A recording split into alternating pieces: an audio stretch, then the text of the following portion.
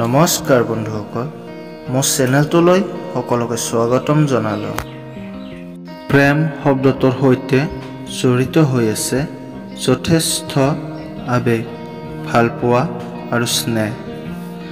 প্ৰেম হৈছে সৃষ্টিকৰ্তা দিয়া আটাইতকৈ গুৰুত্বপূৰ্ণ দান। প্ৰেম মানুহৰ মনত থাকে, গতিকে মনৰ প্ৰেম হৈছে প্ৰকৃত প্ৰেম। মহিলাসকলৰ জীৱনলৈ একাধিক প্ৰেমৰ অফাৰ আহে, সেয়েহে তেওঁলোকে বুজি নাপায় কাৰ প্ৰেম সঁচা। বুজি নোপোৱাৰ বাবে আপুনি কেতিয়াবা সিদ্ধান্ত ল'ব নোৱাৰে কি সত্য কি মিছা।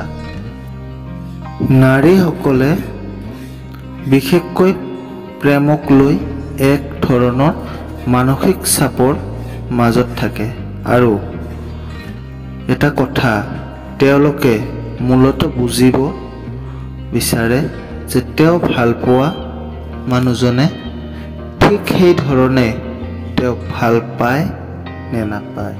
প্ৰেমিকৰ প্ৰকৃত প্ৰেম কেনেদৰে বুজিব লাগে জানো আহক। আপোনাক সঁচাকৈ ভালপোৱা ব্যক্তিজনে কেতিয়াও এই কথা ক'বলৈ অস্বস্তি বোধ নকৰিব।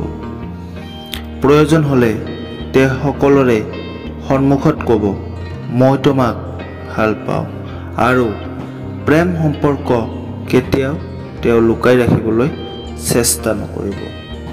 সঁচাকৈয়ে প্ৰেমিকজনে আপোনাক সদায় ভাল কাম কৰিবলৈ উৎসাহিত কৰিব আৰু তেওঁ সদায় আপোনাক যিকোনো প্ৰকাৰে সহায় কৰিবলৈ সাজু থাকিব।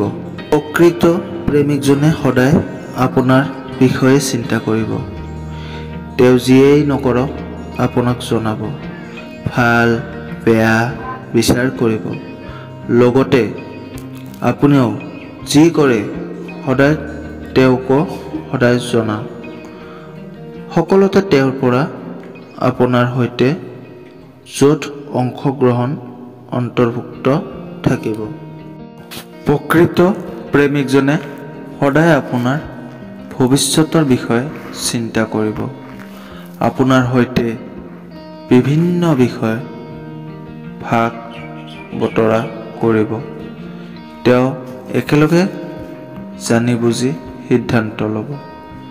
যদি কোনোবাই আপোনাক সঁচাকৈ ভাল পায়, আপুনি তেওঁৰ ৰাণী হ'ব, যিয়ে সদায় আপোনাক গুৰুত্ব দিব।